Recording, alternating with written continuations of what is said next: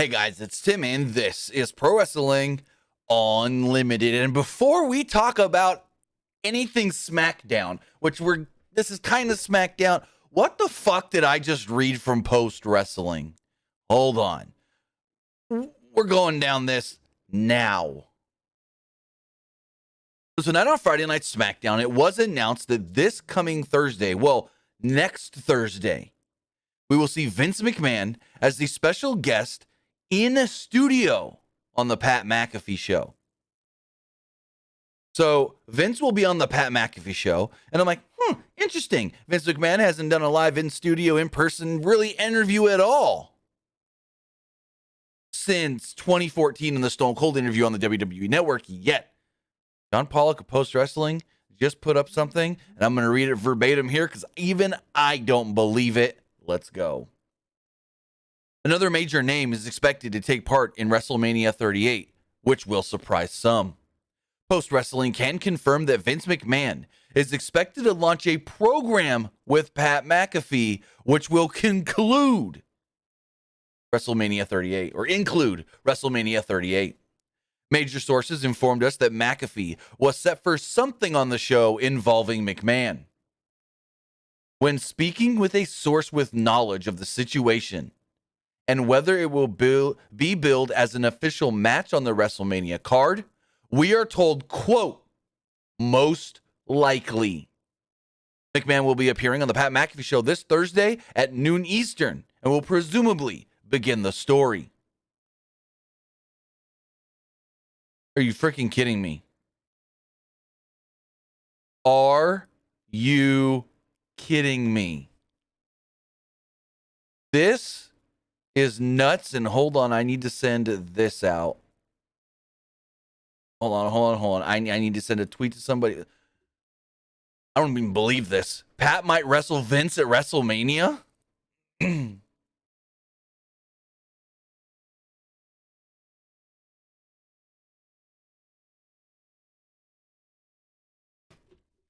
Wow. Pat McAfee and Vince are going to be building like a match at WrestleMania 38. Are you kidding me right now?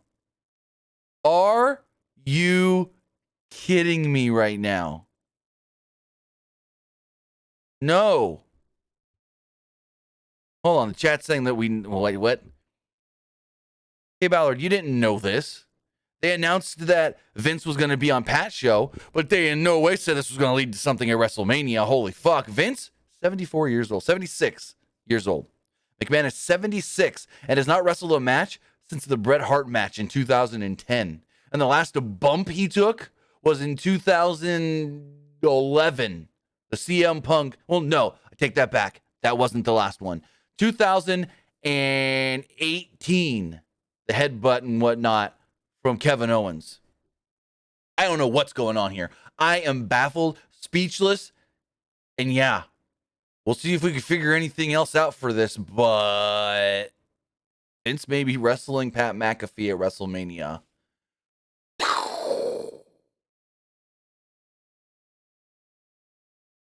Give me 1 second. I need to send one more message.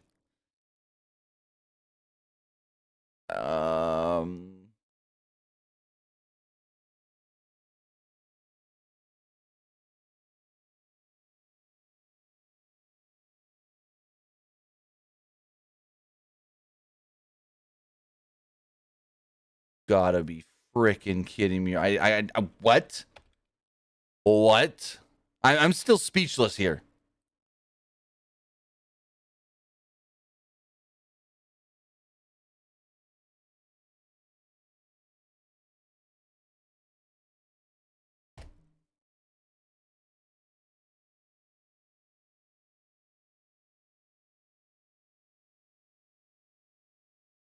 Hold on. Hold on.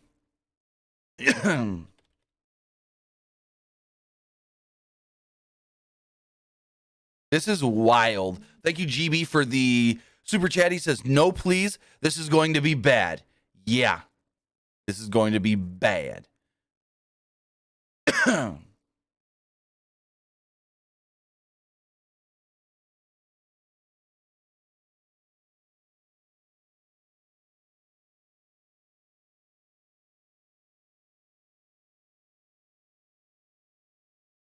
Are you kidding me? Vince might wrestle Pat McAfee at WrestleMania.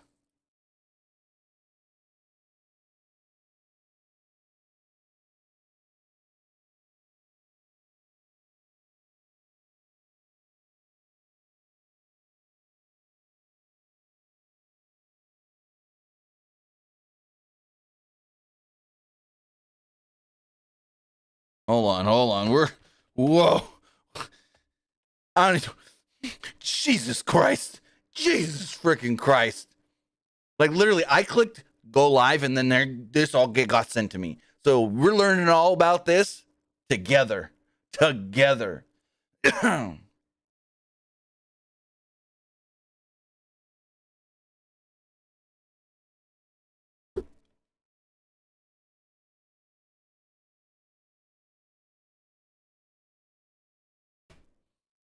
All right.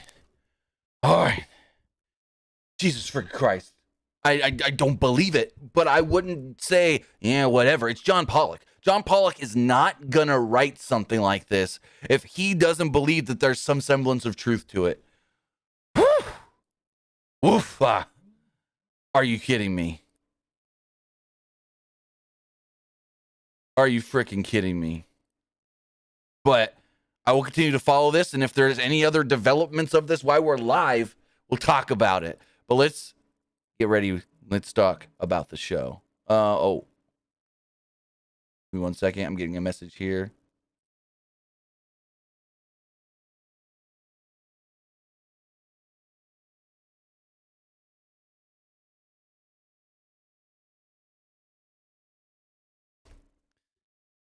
Well, that's an interesting way to start the podcast. But with that, I want to say thank you guys for joining me here. Twitch.tv/PWUnlimited, YouTube.com/Pro Wrestling Unlimited, and Twitter.com/PWUnlimited.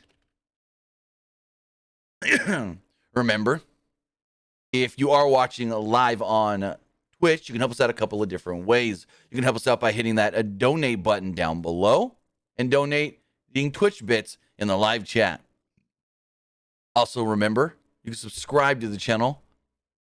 Well, one of two different ways. I'm so frazzled, guys. One of two different ways.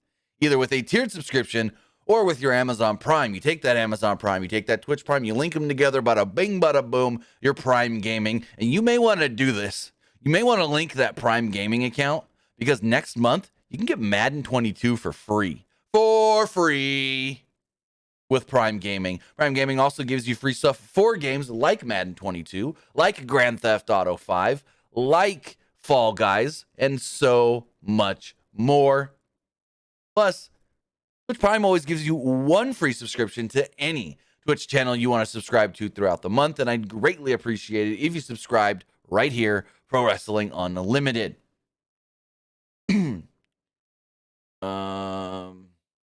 Also, remember, if you are watching on Twitch or Twitter, YouTube.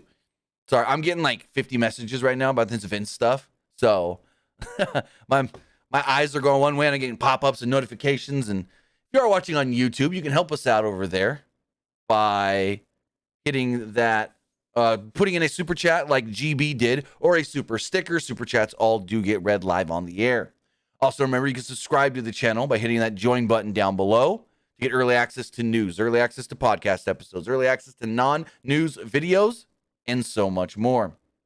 Plus, remember, you can do all of that, but more directly at patreon.com/PWUnlimited. And finally, head over to the Epic Game Store. Head over to the Epic Game Store, buy a game, whether that's the brand new Sifu, whether that's the brand new Elden Ring. It's going to ask you, do you have a code? And you do. It's PWUnlimited. You can even do it while you're claiming the free games, or when you're on your Xbox, PlayStation, or Nintendo Switch playing either Fortnite or Rocket League. It'll ask you creator code, and you do. It's PWUnlimited. But with that, guys,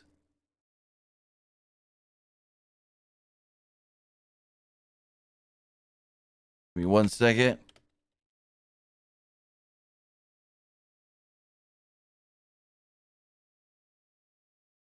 All right. SmackDown started off with a video package telling us everything that's gone down between Brock Lesnar and Roman Reigns. It included Lesnar winning the WWE title at day one and then losing it to Bobby Lashley and winning the Royal Rumble and then winning the title back at Elimination Chamber. They called Reigns versus Lesnar the biggest WrestleMania match of all time. And I find that funny, and so does this man that I'm going to pull a tweet up from here in a moment.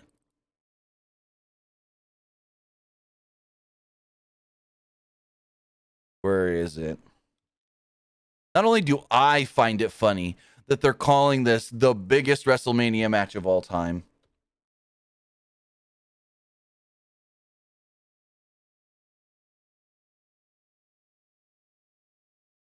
but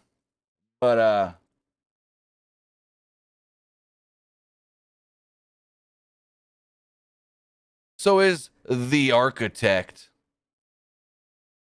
Seth Rollins. He finds it funny as well. Biggest WrestleMania match of all time. And then the laughing from Bayley's Ding Dong Hello. So, it's not the biggest WrestleMania match of all time, but we'll talk more about that when we get to the promo and the segment and all that later. Pat McAfee discussed Lesnar versus Reigns. He noted this match is now a unification match and twice called it the biggest WrestleMania match of all time. For those wondering, Reigns versus Lesnar. We've seen it already at WrestleMania twice.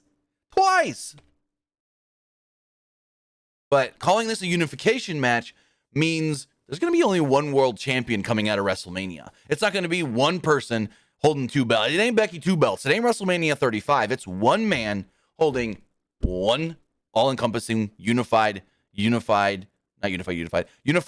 undisputed title, whatever they want to call it.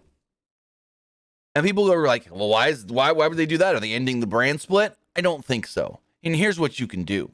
Roman Reigns, they call the needle mover because they think Roman Reigns does ratings. When Roman's on a show, ratings are good. So what maybe they're thinking is Roman, unified champion. Roman on both shows. Ratings go up for Raw, but we still keep him on SmackDown. That's what I'm thinking. And it's just like they did back in 2002 with the original draft when Triple H was the champion and whatnot. Well, yeah, coming out of WrestleMania 18, it was, you were on both shows. 1 month, Raw got to challenge for the belt. The next month, SmackDown, and so on and so forth. So I think that's the route they may go. I don't see them ending the brand split because I think they like having Raw guys for NBC to promote and SmackDown guys for Fox to promote and this and that, and now no real crossover and not much having to promote the opposition.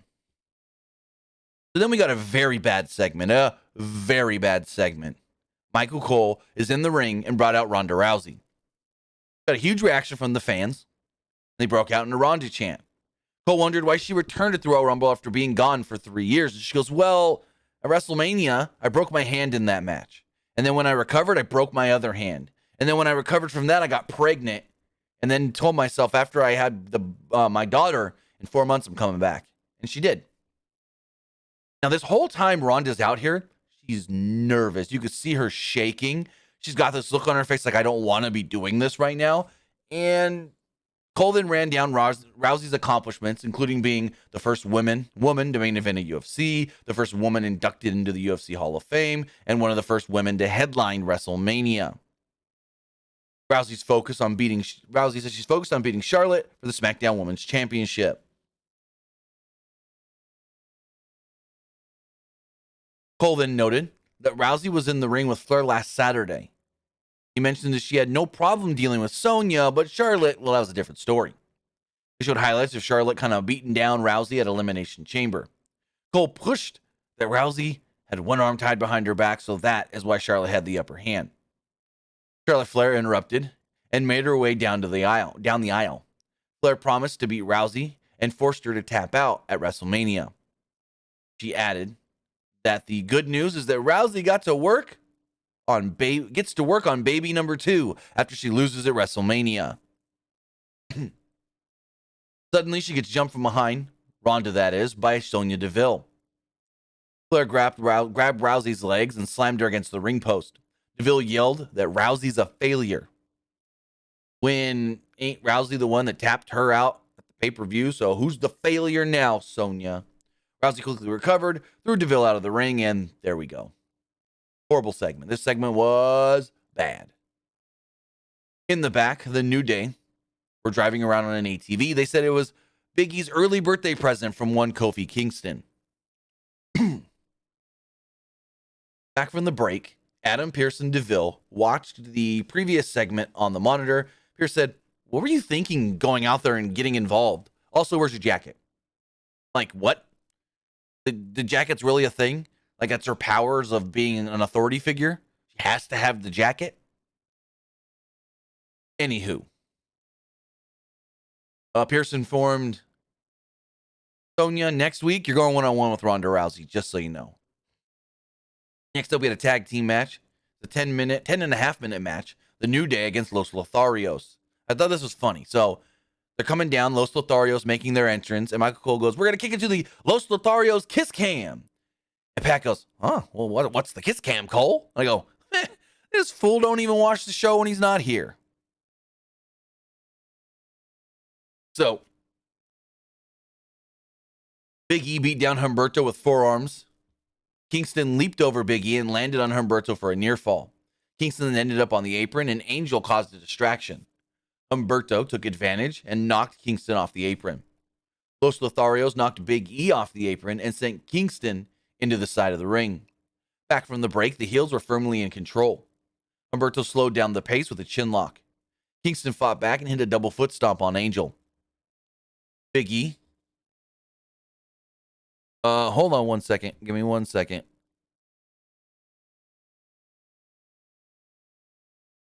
Gabriel. On Rampage, did they say Tony Khan's big announcement is Wednesday? Or are you referring to him on Busted Open saying that he hopes the announcement can be made by Wednesday? Because on Busted Open, he said he hopes the announcement could be made by Wednesday. Just looking for some clarification, bud. Because I got Rampage open on the screen over here, but I missed that. And the TNT app sometimes doesn't like to rewind, so I can't really rewind to go fact check you. But I could go to Twitter really fast.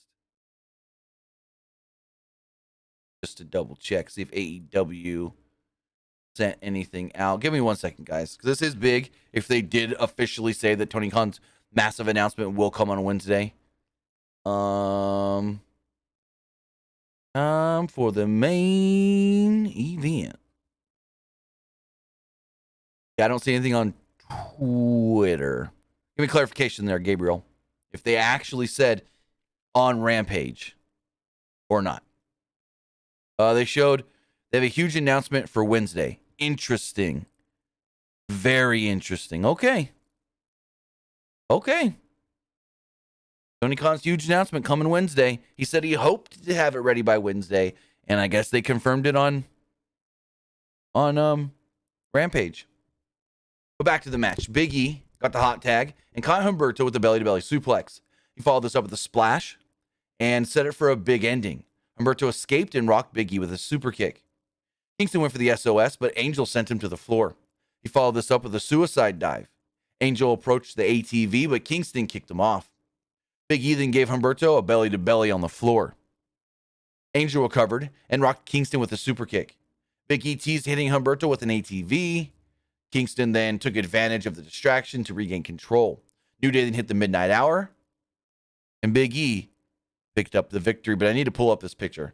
I need to pull up a picture that you guys need to see. So if you guys haven't seen it yet,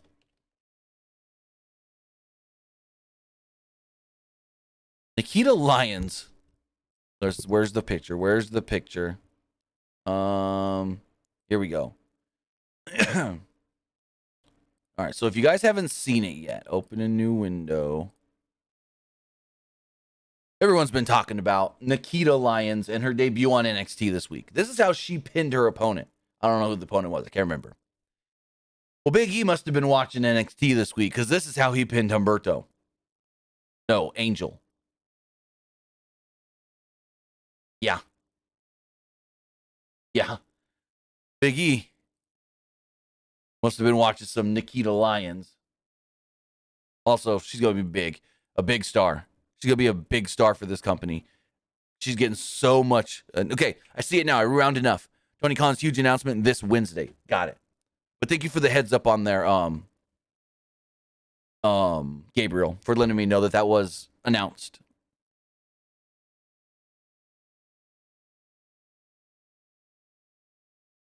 In the back, Sheamus and Ridge Holland spoke to the New Day on their ATV. Sheamus then challenged them to the match. The New Day laughed and drove off. So I don't even know if this is official, if they accept it or what.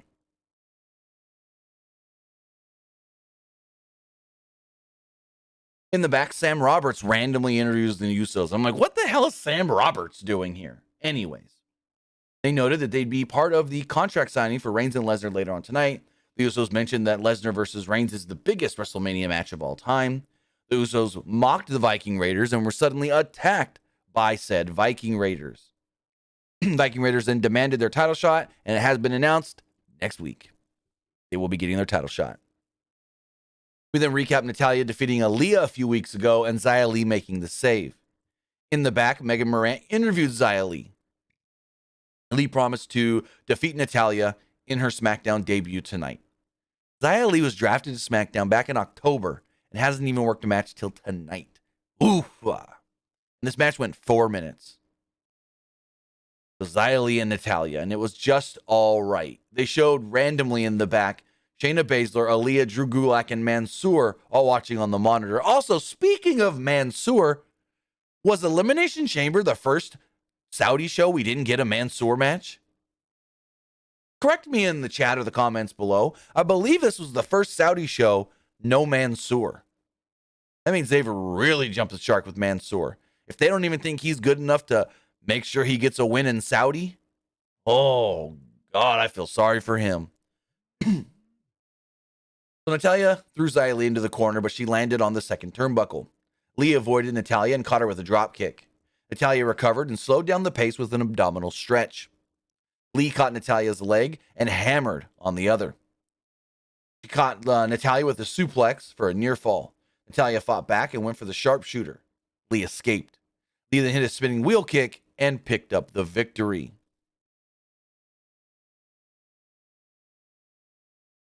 No, Gabriel. I know that Mansoor wasn't on the show, but is this the first Saudi show he's not been on? That's my question. Is this the first Saudi show without Mansoor? And a lot of you in the chat are saying yes. Okay, very interesting, which kind of telling, if I do say so myself.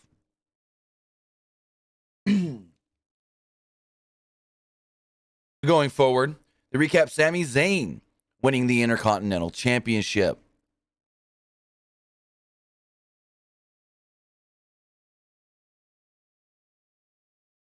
Give me one quick second here. Getting yet another message that I may need to check.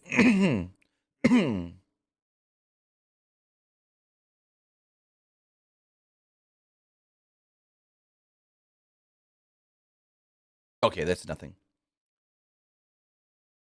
As we move forward, Sami comes out to celebrate with a title. He said that, and this is a really good segment. I really like this. He said that he defeated Nakamura, got back what is his, and Zayn promised to give Nakamura a rematch, but Nakamura can't do it right now because his leg's all shattered up. He's picking up the pieces from his busted knee. Don't know if he's actually got a real busted knee or not. They did film I want to say it was a Toyota commercial in Sonoma, California, with Nakamura and Boogs, where in the end they ended up going kayaking. It was really weird. But back to Sami. So he bragged about winning the title and overcoming the conspiracies and confirmed the conspiracies are real. But he will always overcome. He demanded his fans show him respect. He then said that, with Nakamura out, I guess I'll take on any challenger for the IC title. And out would come Johnny Knoxville. Yep, Johnny Knoxville.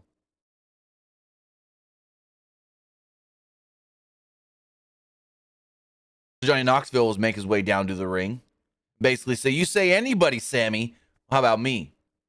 Zayn rejected the challenge and told Knoxville he doesn't belong in WWE. Zayn then Knoxville mocked Zayn and said, you got no balls. Fans broke out in a no balls chant. No balls, no balls, no balls. Fans then broke out into a Johnny chant. Johnny, Johnny, Johnny. Zayn then pretended to leave and then jumped Knoxville. Very shocked that after all the stuff of Knoxville having brain hemorrhages, they're still going to let him wrestle an actual match. So Zayn beat down Knoxville and hit the haluva kick on him twice. Fans erupted in boos as Sami posed with the belt to end the segment. I absolutely loved this. I thought this was great. Sami Zayn is amazing. And maybe it's just me, but Sami Zayn and some of his comedy style gives me an old school, like 70s SNL Steve Martin vibe sometimes.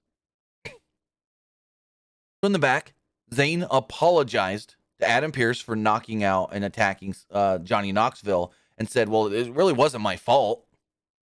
They were then approached by Ricochet, and Ricochet said, well, okay, you didn't want to take Knoxville's challenge. You said you'll take anybody's challenge. How about me? And Adam Pearce goes, well, first Sami said no. And Adam Pearce goes, no. I like that idea. Let's do it next week. Ricochet, Sami Zayn, Intercontinental title. Next up, we got a 2 minute, 15-second match.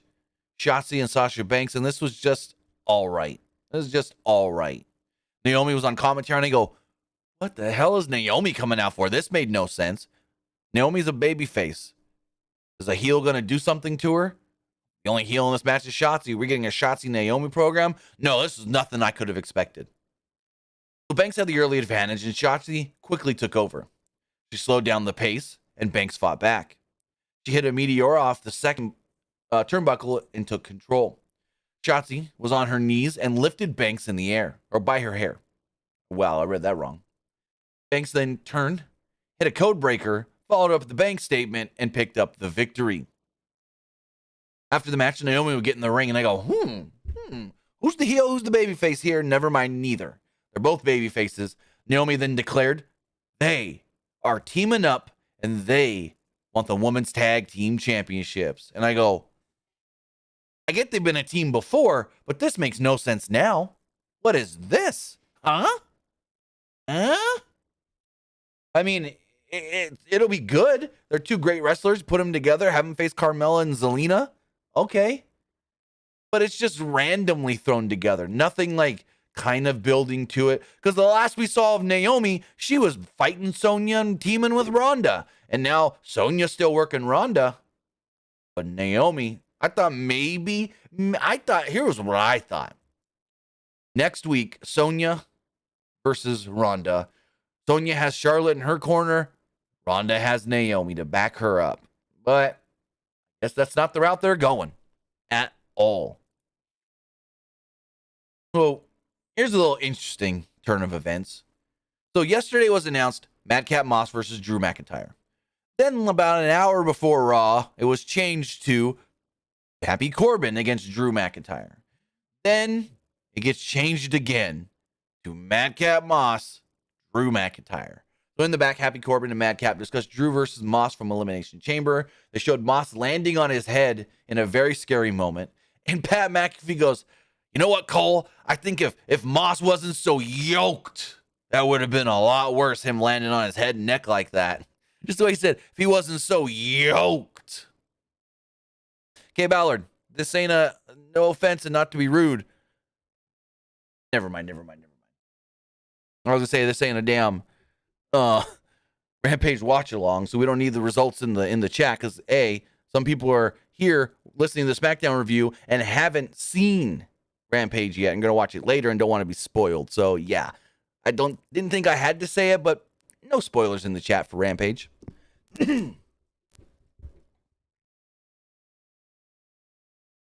So where were we? The ring announcer introduces Corbin as the undefeated Happy Corbin, which technically, since becoming happy, he has been undefeated. Since becoming happy.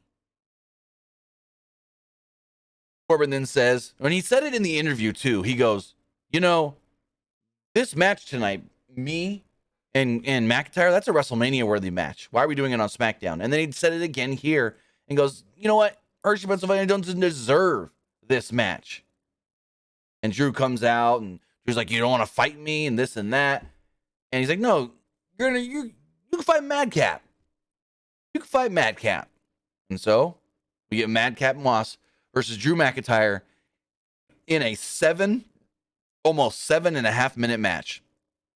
Are you freaking kidding me? Moss reluctantly took the match, looks scared to take this match. He's like, do I really want to do this?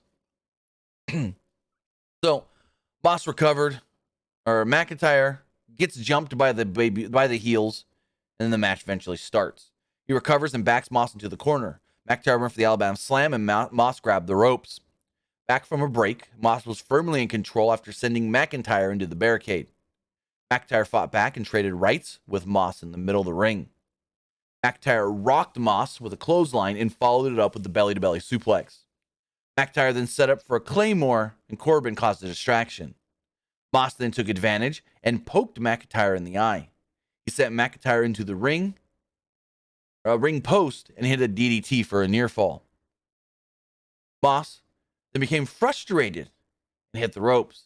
McIntyre then hit the Claymore and picked up the victory. So there we go. Next up, we had the contract signing for the title versus title, champion versus champion, winner take all, a universal WWE Unification Championship match, whatever you want to call it. The head of the table versus the beast, Roman Reigns versus Brock Lesnar. And this segment was excellent. I'm going to say right now, excellent. The Bloodline comes out first. They got security in the ring already with Adam Pearce. Fans were into this from the start. Gave everyone big reactions. Lesnar, Heyman, and Reigns each got time to speak. And for all them people that used to always go, well, they need Heyman talking for Brock because he can't cut his own promo. Do not watch Brock. Like, this is nothing new for Brock Lesnar, to be completely honest. Brock was talking and cutting promos and being charismatic in 2003 in his stuff with Kurt Angle.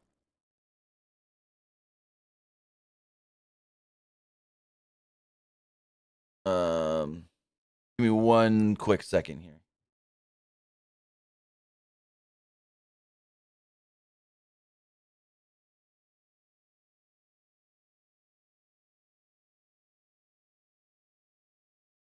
All right. So, Heyman said that this is the biggest WrestleMania match of all time. Bigger than Hogan Andre. Bigger than Austin Rock. And even the night that he ended the Undertaker streak, and then goes, maybe I'll give Brock a little credit for that. Heyman noted that security is in the ring to protect Lesnar from Reigns. Heyman added, that's what's called the cliffhanger.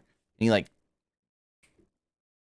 he snapped, and he went straight to commercial. And I go, that's an interesting way to go to commercial anyways.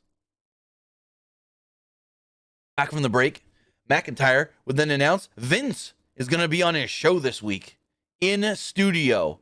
And I love Michael Cole going, well, how'd you pull that one off, Pat? And Pat goes, I honestly don't know. Well, we now know what this all is. Anyways, Brock Lesnar makes his way out to the ring. Fans go nuts. We get Suplex City chants. Lesnar said the only thing keeping him from kicking Reigns' ass and kicking Heyman's ass is Lesnar himself.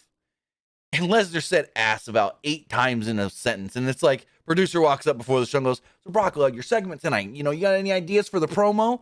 And Brock goes, yeah. How many times can I say ass in a single sentence? Lesnar then demanded that Reigns sign the contract so he can kick his ass at WrestleMania.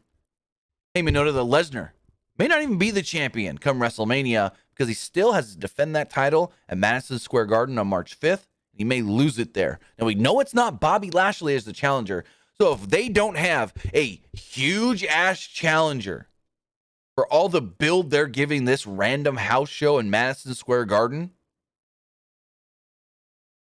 it's going to be a disappointment. And it's going to tell people, well, you really don't have to go to house shows. They might hype up something big for a house show, but in the end, they're not going to deliver. So they need to deliver and deliver huge. And I have no clue what huge could be. Reigns took the mic and jumped to his feet. He noted that SmackDown is his show, and everybody here works for him. He said, these two guys at ringside on commentary, they work for me. That big old sign over there it's my sign because I am WrestleMania. Oh.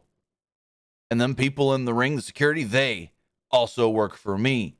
They then circle Lesnar. Lesnar then dispatches of all of them.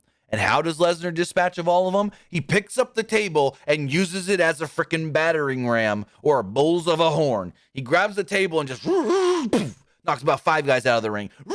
Knocks about 3 guys out of the ring. There's another guy out of the ring. F5 is another guy. And I'm like, Jesus fucking Christ.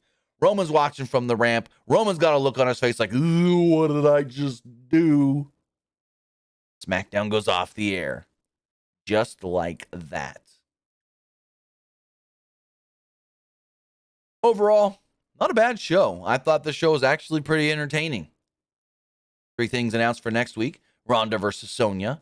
IC title on the line when Sami Zayn defends against Ricochet.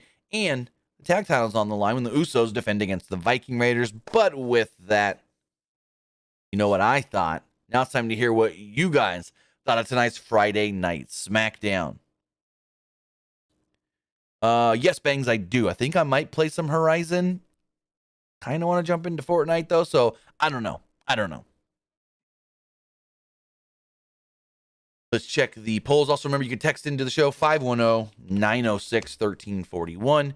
It's 510-906-1341. But let's check the polls first. As far as the Twitch poll does go, split. 33% liked it, 33% thought it was just all right, and 33% did not like SmackDown. As far as the Twitter poll, 38% liked it, 38% thought it was all right, and 23% did not like SmackDown. As far as the YouTube poll does go, 68% liked the show, 22% thought it was just all right, and 9% did not like SmackDown. As we go over to the text messages here. Well, this person has no clue what they're talking about, so I'm not even going to read that one. It says, I like SmackDown tonight. Do you think Team Bad, Sasha, Banks, and Naomi should challenge for the Women's Tag Team Championships? Well, that's what they said they're going to do, so yeah. Also, the person says, do you think we see the IC Championship on the line soon? WrestleMania, Johnny Knoxville. That's the plan, buddy. Says, would you like to see more from Finn Balor and Tommaso as a team? Yes and no. I thought they worked great as a team, but I'd love to see them both push to singles more. Says, who will unify the WWE and Universal titles at WrestleMania? Brock Lesnar or Roman Reigns? I think Roman Reigns, because Roman is going to be around more. And I think, just my opinion, and this is something that they've talked about for a little bit, how to get Roman on both shows because of ratings. So this is why I think that. I was told in 2021, Roman does ratings, and we want to figure out how to get him on more Raws. We want him on both shows as much as possible, but right now it's kind of not possible. So that's why I think this is all to get Roman on both shows as the champion.